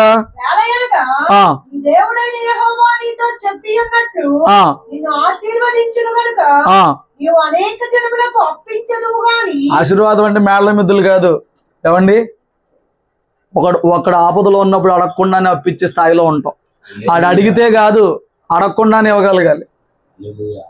వడ్డీ వచ్చిందని కాదు, ఆడి బాధ చూడలేక ఆడి ఉపశమనం కోసం నువ్వు ఇవ్వగలగాలి. ఇచ్చినప్పుడు ఇవ్వలేరా అని చెప్పి అది ఆశీర్వాదం. అది ఆశీర్వాదం. ఎప్పుడంటే మనం గొప్ప వాళ్ళం అవుతాం? నువ్వు దేవుడిని మాట జాగ్రత్తగా వింటే మీలో బేదలు ఉంటారు. ఎందుకుంటారు? దేవుడు నిన్ను ఆశీర్వదిస్తాడు కాబట్టి నువ్వు అనేకులకు అప్పిచ్చేలాగా ఉంటావు. అప్పిత్తం అంటే వడ్డీ వ్యాపారం చేసేలాగా కాదండి. మళ్ళీ మీరు ఏదో దారిలోకి వెళ్ళిపోయారు. అప్పిచ్చేలాగా ఉండడం అంటే వడ్డీ వ్యాపారాలు చేసేలాగా మారుతామని కాదు. వాక్యాన్ని నీకు అనుకూలంగా మార్చుకోకు. అప్పిచ్చేలాగా ఉండడం అంటే నీ కళ్ళ ముందు ఎవడన్నా బాధలో ఉంటే మన బోళ్ళు అందరినీ ఆడు కొంచెం వద్దాం, ఆడు బాధలు తెరితే నువ్వు అప్పిచ్చే అసలు నీ డబ్బులు లెక్క చేయవు. స్తోత్రం చెప్పండి. డబ్బులు లెక్క చేయవు. ఇచ్చా వస్తావు, ఆడికెత్తావు. ఆడు బాధలో ఉన్నాడు, పోనీ ఇదిగో ఒక 5,000 కొట్టాను వాడుకో, తర్వాత చూసుకుందాం. అది నువ్వు మర్చిపోతావు ఇచ్చిన డబ్బులు కూడా. నీకు దేవుడు ఎత్తానే ఉంటే ఇంకా నువ్వు ఇచ్చిన డబ్బులు ఆడు ఎత్తాడు ఎవడు ఆ టెన్షన్ నీకు ఎందుకు ఉంటుంది? దేవుడు నీకు ఎత్తానే ఉంటాడు. హల్లెలూయా. మరి నువ్వు దేవుని మాట వినే స్థితిలో ఉన్నావా? ఏసే, నేను ఇంకా రిఫరెన్స్లతో వెళ్ళలే కానీ ఏసే ద్వితీయోపదేశకాండంలో అంటాడండి, ఈ వాక్యంలో ఎంత ఆశీర్వాదం ఉంది కాబట్టి నీ చేతికి కట్టుకో, నీ నుదుటికి కట్టుకో, నీ ఇంటి గుమ్మాల మీద రాసుకో. ఏమండి, కొత్త నిబంధనలు అంటాడు మెత్తని హృదయం అనే పలక మీద రాసుకో. పాత నిబంధన వాళ్ళకి ఏం చెప్పాడు? చేతికి కట్టుకో, నుదుటికి కట్టుకో, ఆ గుమ్మాలు రాసుకో అన్నాడు. Very good, okay. కొత్త నిబంధన అన్నాడు మెత్తని పలక అనే హృదయం మీద రాసుకో. వీటి మీద ఉంటే అవి చూసినప్పుడే ఎక్కడ ఉంటే నువ్వు ఎక్కడ పోయినా వాటి మీద ఉంటే అవి చూసినప్పుడే అనిపించింది. ఈ గుండెల్లో ఉంటే ఎక్కడున్నా అదే ఉంటుంది, ఎక్కడున్నదే ఉంటుంది. మొన్న ఒక ఆవిడ వచ్చిందండి చర్చికి. ఆవిడ రోజు తెల్లబట్టలు కట్టుకుని బయటకు వెళ్ళిపోయి స్వార్థ చెప్తా ఉంటుంది. ఆవిడ పేరు కూడా తెలియదు నాకు. నేను పొద్దున్నే లెగిసి 1వ తారీఖు 2వ తారీఖు అనుకుంటా లెగిసి యాప్లీగా కడుక్కుంటున్నా, ఒకటి తిందాం కదా అని చెప్పాను. తిన్నా. ఆవిడ అక్కడి నుంచి చెయ్యెత్తింది. ఆవిడ నాకు తెలుసు, నేను చెయ్యెత్తా అంటే విడిగా తెలుసు, పర్సనల్గా తెలియదు. ఆవిడ మళ్ళీ చెయ్యెత్తి వందనాలు బాబు అంది. నేను వందనాలు అమ్మ అన్న. మళ్ళీ ముందుకెళ్ళిపోయి టాగిపోయి ఇటు వెనక్కి వచ్చింది. అమ్మో ఈవిడేంటారు నా దగ్గరకు వస్తుంది అనుకున్నా. వచ్చింది, వచ్చి దేవుడు నన్ను పంపించాడు అన్న. చెప్పమ్మా అన్న. అసలు బుడబడా నోట్ల నుంచి ఎన్ని వాక్యాలు చెప్తాను. బుడబడా దేవుడు ప్రార్థన చేయమని ప్రార్థన చేసి వెళ్ళిపోతా అంది. గోమం దగ్గర నుంచి ప్రార్థన చేస్తాను అంటున్నావు, లోపలికి రావా అన్న. వస్తాను లోపలికి వస్తున్నాను పదా అంది. లోపలికి వచ్చింది, కూర్చుంది. ఆవిడకి వాక్యం చదవడం కూడా రాదంట. బుడబడా చెప్తుంది. ఆవిడ బ్యాగ్లో ఈ వాక్యాలు ఉంటాయి కదా, ఆ సైజులో ఉంటాయి కదా, అయితే నీ చదువు అంటుంది. ఇది నీకే అంటుంది. ఇది చదువు అంటుంది. ఇది నీకే, ఇది ఎత్తాడు దేవుడు, ఇది నీకు ఎత్తాడు అంటుంది. ఆవిడ బుడబడా చదివేస్తుంది. అంతా అయిపోయి దేవుడు చెప్పాడు నేను దేవుడెత్తాడు అని అంది. దేవుడు నిన్ను సంతోషపరుస్తాడంట అంది. సరేనమ్మా. సరే అంటావేంటి, చూసుకో అక్కడేముందో చూసుకో, వాక్యం చూసుకో అంది. మన క్యాలెండర్ కాదు, పెద్దయ్య గారు వాళ్ళ క్యాలెండర్, బేతేల్ క్యాలెండర్ గోడ మీద ఉంది చర్చిలో. బేతేల్ క్యాలెండర్ 2వ వాక్యం చూస్తే ఆ 2వ వాక్యంలో అయితే నీ దేవుడు నేను సంతోషపరచుదని చెప్పింది.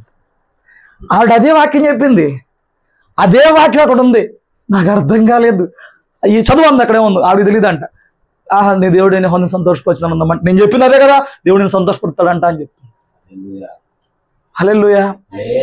దేవుడు ఆవిడతో వాక్యం ద్వారా మాట్లాడుతున్నాడంట. ఆ మాట తీసుకొచ్చి నాకు చెప్పింది, కన్ఫర్మేషన్ పడుతుంది, అక్కడ చదువుకో అంది. మా క్యాలెండర్ ఆవిడ చదివే రాదండి. ఇప్పుడు నా క్యాలెండర్ ఉందనుకుంటానికి కూడా నేను మామూలుగా అయితే ఆ టైంలో లోపల ప్రార్థనలోనో పడుకుని ఉంటాను. ఆవిడ అట్ట రోడ్డు మీద వెళ్ళే మనిషి ఆగింది, వచ్చి డోర్ కొట్టే అని చెప్పట్లా, ఏమన్నా స్క్రిప్ట్ అనుకుంటాకి. స్తోత్రం చెప్పు. ఆయన మాట వినే వాళ్ళకి ఆయన సంతోషం ఇస్తాడండి. ఆయన మాట వినే వాళ్ళకి సంతోషం ఇస్తాడు. ఒకవేళ నువ్వు పడిపోతున్నా, నేను దేవుని మాట వినాలని ఆ తపన తాపత్రాన్ని హృదయంలో పుడుతున్నప్పుడు దేవుడు నిన్ను నిలబెట్టి నీకు సంతోషం కలగజేసే ప్రయత్నం చేస్తాడు. మెడవంచని తరంగా ఉంటే, లోబడిన తరంగా ఉంటే, కట్టిన పరుచుకుని నీ దుష్ట హృదయానికి ఎట్లా కనిపిస్తే అట్లాగా. అప్పుడు ఎందుకంటే ఇంత గొంతుపోయేలాగా రోజు గంటలు వాక్యం చెప్పి మీకోసం గంటలు చేతులు ఎత్తి ప్రార్థన చేసి ఈ కాళ్ళ నొప్పులు వచ్చాయి, గొంతు నొప్పులు వచ్చాయి, ఓపిక అయిపోయే, ఎందుకంటే ఇంత ప్రయాస దేవుడు మాకు పెట్టేది? మరి దీనికి తీర్పు ఉంటుంది. నీతో మాట్లాడిన మాట విని కూడా నువ్వు చేయనప్పుడు దానికి తీర్పు ఉంటుంది. కానీ ఇక్కడ చెప్తున్నాడు, నువ్వు నీ హృదయం అనే పలక మీద రాసుకో. ఇంకేమన్నాడు తెలుసా? నీ బిడ్డలు కూర్చున్నప్పుడు వాళ్ళకి చెప్పు, నీ బిడ్డలు పడుకున్నప్పుడు వాళ్ళకి చెప్పు, నీ బిడ్డలు లేచినప్పుడు వాళ్ళకి చెప్పు, నీ బిడ్డలు నడిచేటప్పుడు వాళ్ళకి చెప్పు. పిల్లలకి ఏం చెప్పాలంట? కొంతమంది పిల్లల్ని అక్కడ పెట్టుకుని ఆ టీవీలు, ఆ ఫోనులు, లేకపోతే ఆ పక్కింటి దాంతో లేచిపోయిందంట, అది ఆడింట్లో దూరిందంట, పిల్లల్ని అక్కడ పెట్టుకునేటువంటి పిచ్చి మాటలు చెప్తూ ఉంటే వాళ్ళు ఎలా పెరుగుతారో తెలుసా మీకు? నీకన్నా ఎక్కువ పాడైపోతారు వాళ్ళు. తప్పుడు పనులు అవి చేయకూడదు, అవి తప్పు పనులు. ఇక్కడ చెప్పాడు వాక్యంలో, ఇంత ఆశీర్వాదం వాక్యంలో ఉంది కాబట్టి నీ బిడ్డలు చిన్నప్పటి నుంచి ఆ వాక్యానుసారంగా జీవించేలాగా, వాళ్ళు కూర్చున్నప్పుడు వాళ్ళకి వాక్యమే చెప్పు, వాళ్ళు నుంచుంటే వాళ్ళకి వాక్యం చెప్పు, వాళ్ళు పడుకుంటే వాళ్ళకి వాక్యం చెప్పు, వాళ్ళు నడుస్తూ ఉంటే వాళ్ళకి వాక్యమే చెప్పు. నీ హృదయంలో ఉంటేగా నువ్వు చెప్తావు. నీ హృదయంలో ఏముంటుంది నీ బిడ్డలకు వచ్చింది. కీర్తనలో ఒక చోట అంటాడు, 80 ఒకసారి నేను తీసి నాకు చెప్తున్నాను, 81 అనుకుంటా, తీయండి.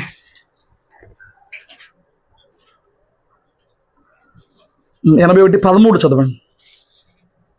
అయ్యో నా ప్రజలు అయ్యో నా ప్రజలు నా మాట వినని ఎడల, నా మాట వింటే, ఇశ్రాయేలు నా మార్గములను అనుసరించిన ఎడల ఆ ఎంత మేలు. ఎంత మేలు, లెక్కేలేవు ఆ మేలేంటో. ఆ మేలేంటో లెక్కేలేవు.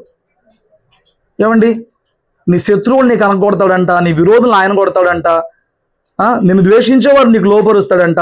16వ వచనంలో అతి శ్రేష్టమైన గోధుమను అనుగ్రహించి నిన్ను పోషిస్తాడంట, కొండ తేనెతో నిన్ను తృప్తిపరుస్తాడు. ఆయన మాట వినాలి. అప్పుడు ఎన్ని ఆశీర్వాదాలు ఉన్నాయండి ఆయన మాట విన్నప్పుడు. దుఃఖం ఏంటో చెప్పనా, నిత్యము వినుచున్న ఆ మాట గ్రహించలేకపోతున్నారు, నిత్యము వినుచున్నా దానికి లోబడలేకపోతున్నారు, నిత్యము వింటున్నా దాన్ని వెంబడించలేకపోతున్నారు. నేను అంటున్నాను, 8 మాసాలు కాపాడి 9వ మాసంలో సజ్జులుగా నడిపించి మరొకసారి ఉపవాసాల్లో నా మాట వినండి, నేను మీకు మేలు, ఎంతో మేలు ఉంది మీకు అని చెప్పి మాట్లాడుతున్నాడు కదా. 8 మాసాలలో ఏ విషయాల్లో వినలేదో నేను అంటున్నాను, అవన్నీ ఒకసారి నువ్వు తలపోసుకుని, ప్రభువా ఈ విషయాలన్నింటిలో ఇప్పుడు దాకా లోబడలేకపోయాను కదా, ఇప్పటి నుంచైనా నేను లోబడి నీ వాక్యానుసారంగా జీవించి నీ కొరకు బ్రతకడానికి, నీ కాడి మొయ్యటానికి, నీ కొరకు సాక్షిగా జీవించడానికి నాకు సహాయం చేయని నిజంగా పశ్చాత్తాపడితే, నీ వల్ల కాకపోయినా దేవుని సహాయం వల్ల నువ్వు దేవుని వాక్యానుసారంగా నడవడానికి ఆయన కృప నీకు తోడుగా వస్తుంది. నీకు ఆశ రావాలండి, నీకు ఆశ రావాలి. సేవకులు చెప్పేది ఏమనుకుంటున్నావు, పిచ్చి మాటలు అనుకున్నావా? ఇదే బైబిల్ పట్టుకుని మీకు నిన్న ఇవాళ కేఏ పాల్ గారిది మీకు వీడియో పెట్టని చూసారా? అసలు ఆ మాట వింటేనే నాకు ఒక రకమైన ఫీల్ వచ్చింది. బొగ్గులు ఏరుకునే స్థాయి నుంచి బోయింగ్ విమానంలో తిరిగే స్థాయికి వెళ్ళాడంటే ఆయన అన్నాడు, నా దేవుని కృప. ఆయన అన్నాడు, నా దేవుని కృప. బతుకు తెరువు కోసం బొగ్గులు ఏరుకునేవాడంట. ఇవ్వాలన్న గ్రూప్లో పెట్టాను మీకు అది. దేవుడు కృప. ఆయన మాట వింటే, ఆయన లోపెడితే ఆయన కృప. పెంట కుప్పల మీద తీసుకెళ్ళి దేశ ప్రధానులతో కూర్చొని పెట్టే దేవుడు మన దేవుడు. నువ్వేం చేయాలి? నీ కానుకలు కాదు, నీ దశంభాగాలు కాదు, నీ యొక్క అర్పణలు లేవు, ప్రత్యేక కానుకలు కాదు. నువ్వు ముందు ఆయనకు లోబెడితేనే వాటి వల్ల ఏముందో నీకు లాభం వచ్చింది. ఆ దాన బలు నాకెందుకు, బలులు నాకెందుకు, మీరే తినండి అంటున్నాడు దేవుడు. ఎంత దుఃఖం వేస్తా మాట అంటారండి. అవి నాకెందుకు, మీరు తినండి, నేను కోరేది నా ఆజ్ఞను పాటించమని, అప్పుడు మీరు నాకు జనులుగా ఉంటారని చెప్తున్నాడు. నువ్వు ఎలా జీవిస్తున్నావు ఒకసారి పరిశీలన చేసుకో. ఆయన మాటలు విని వాడు చొప్పున చేసిన వాడంట బండ మీద కట్టబడిన ఇంటిని పోలిన వాడిగా ఉంటాడంట. ఆయన మాటలు విని వాడి చొప్పున చెయ్యని వాడు ఇసుక మీద కట్టబడిన ఇల్లుగా ఉంటాడంట. బండ మీద కట్టబడిన ఇల్లుకి గాలే రాని, దూలే రాని, వానే రాని, వరదే రాని, ఏదొచ్చినా బండ మీద కట్టబడింది. బండ మీద కట్టబడ్డం అంటే నీ జీవితం ఆయన వాక్యానుసారంగా జీవించడమే, వాక్య అడుగులో ఉండడమే. ఇసుక మీద ఉండడం అంటే ఎంత విన్నా నీ దుష్ట హృదయం వెంబడించడమే, నీ ఆలోచనను వెంబడించడమే. సౌలుగాడిలాగా నేను చేసిన దేవుడి కోసమే అని చెప్పడమే. చేసేదేమో నీ ఆలోచన చొప్పున తీసుకొచ్చి కలిపేదేమో దేవుని వాక్యానికి చేయడమే. ఏమైద్దంట, ఇసుక మీద కట్టినీళ్ళు కట్టినట్టు ఉంటుంది, కానీ వాన, వరద, గాలి వచ్చినప్పుడు ఇది పడిపోద్ది, దీని పాటు గొప్పది. తిరిగి దాన్ని నిలబెట్టాలంటే అవ్వదు, దాని పాటు గొప్పది. కానీ బండ మీద కట్టిన నీళ్ళు చెక్కు చెదరదండి. నువ్వు ఏ ఇంటిలాగా ఉంటానికి కోరుకుంటున్నావు, నువ్వు ఏ జీవితంలాగా ఉంటానికి కోరుకుంటున్నావు? నాకు చాలా మందిని చూస్తే ఆశ్చర్యం వేస్తుంది. అసలు వీళ్ళకి దేవుని భయం ఉందా? వీళ్ళు దేవుణ్ణి నేను సేవించే దేవుడినే సేవిస్తున్నారా? మరి నాకేంటి చూస్తే ఎంత భయం పడుతుంది, ఎంత వణుకొస్తుంది. వీళ్ళకేంటి రవ్వంత కూడా భయం అనిపించలేదు నాకు కొందరు చూస్తే. నాకు ఏ వాక్యాలు చదివినప్పుడు, ఇదే బైబిల్ విన్నప్పుడు, ఇదే మాటలు విన్నప్పుడు నాకు అసలు భయం పుట్టుకొచ్చింది. ఇదే విషయాలు నేను ఎవరికైనా చెప్పినప్పుడు సర్లే, ఆ నిర్గర్భితనం ఏంటి, ఆ నిర్లక్ష్యం ఏంటి, నాకు ఆశ్చర్యం వేద్దండి. నేను ఇది విన్నప్పుడు నాకు భయం పుడుతుంది, వీళ్ళకి ఎందుకు పుట్టట్లా? ఇది వెనక వాళ్ళు కీడులోకి వెళ్ళారు కదా, అది తలుచుకుంటేనే భయం వేస్తుంది. అమ్మో ఇప్పుడు దేవుడు తిరిగితే ఏమైపోతానో అని చెప్పని వీళ్ళకి ఎందుకు అనిపించట్లా? ఇప్పుడు నీకు అనిపించదు, ఒకరోజు నువ్వు వరద వచ్చిద్ది ఆగు, ఒకరోజు నువ్వు వాన వచ్చిద్ది, గాలి వచ్చిద్ది ఆగు, నీ జీవితం కూలిపోయి దిక్కులేని స్థితికి దిగజారిపోద్ది ఆగు. అప్పుడు తెలిసిద్ది, అయ్యా నేను దేవుని మాట వెనక ఎంత నష్టపోయాను, ఎంత కోల్పోయాను. అది భూమి మీద అయితే మరలా పశ్చాత్తాప నిలబడే ఉన్న అవకాశం వచ్చింది. అది ఆ ధనవంతుల్లాగా పాతాళంలో అయితే యుగ యుగాలు అక్కడ మారుతున్నాయి. భూమి మీదే నువ్వు పడేవన్న ఎడుతా ఉంటే నీకు మరలా అవకాశం ఇవ్వబడింది. సరే ఆడమాక ఇప్పుడు కన్నా నడువు అని చెప్పని దేవుడు కృప చూపుతాడేమో. భూమి మీద అయితే ఒకవేళ ఆ పాట ఏదో నరకంలో పడితే కనుక నీకు మరలా అవకాశము ఇవ్వబడదు. జాగ్రత్త. నువ్వు పరుషుల వైపు చూడకు, పరిస్థితుల వైపు చూడకు, దానం వైపు చూడకు. దేవుడికి నువ్వు సొత్తు అవుతావంట, ఆయన మాట విను. దేవుడికి నువ్వు సంతోషం కలగజేసిన బిడ్డ అవుతావంట, ఆయన మాట విను. దేవుడు నీకు సమృద్ధిని సమకూరుస్తాడంట, ఆయన మాట విను. దేవుడు నిన్ను పై చేయగబెట్టి అనేకులకు అప్పిచ్చే స్థితికి తెస్తాడంట, ఆయన మాట విను. ఆయన మాటలు విను, ఆయన మాటలు పాటించు, ఆయన వాక్యాన్ని అనుసరించు. ఆయన వాక్యం వింటే ఎంతో మేలంట. నీ శత్రువులు నీకు లోపరుస్తాడంట, ఆయన వాక్యం విను. ఆయన వాక్యం సరిగ్గా జీవించు. నీ దుష్ట హృదయాన్ని వెంబడించక, నీ మూర్ఖ హృదయాన్ని వెంబడించక, నువ్వు మెడ వంచని కఠినతరంగా మారక, ఇసుక మీద ఇల్లు కట్టేవాడిగా మారక. కాబట్టి ఈ రోజు ఒక ప్రార్థనలో దేవునికి తీర్మానం చేద్దాం. అయ్యా, గడిచిన కాలం అంతా నీ మాటల ప్రకారంగా నేను వింటున్నప్పటికి కూడా జీవించలేకపోయాను. ఇప్పటికైనా నీకు లోబడి జీవించే భాగ్యం నాకు దయచేయి. నీ వాక్యం వింటున్నప్పుడు అది నా పుస్తకాల్లోనో లేకపోతే రెఫరెన్స్ బుక్లోనో కాదులే కానీ నా మెత్తని హృదయం అనే పలక మీద రాసుకుని నేనే నడిచే ఒక బైబిల్గా వాక్యంగా ఉండేందుకు నాకు సహాయం దయచేయమని నువ్వు ప్రార్థించు. నీకు సహాయము చేస్తాడు. జీవించిన నీకు దేవుని దీవెన కలగజేస్తాడు. అట్టి కృప, అట్టి భాగ్యం దేవుడు మనకి వాక్యం ద్వారా కలగజేయును గాక. ప్రార్థన చేసుకున్న తల్లో వంచండి.